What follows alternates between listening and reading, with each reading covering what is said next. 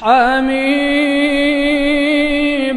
تنزيل الكتاب من الله العزيز العليم غافر الذنب وقابل التوب شديد العقاب ذي الطول لا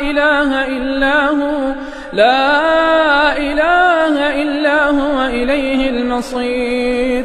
ما يجادل في آيات الله إلا الذين كفروا فلا يغررك تقلبهم في البلاد كذبت قبلهم قوم نوح والأحزاب من بعدهم وهمت كل أمة برسولهم ليأخذوه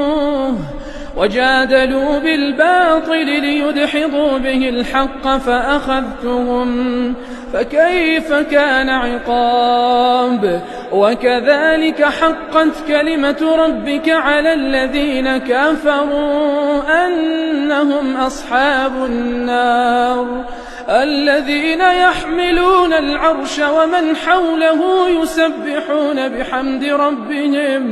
يسبحون بحمد ربهم ويؤمنون به ويستغفرون للذين آمنوا ربنا وسعت كل شيء رحمة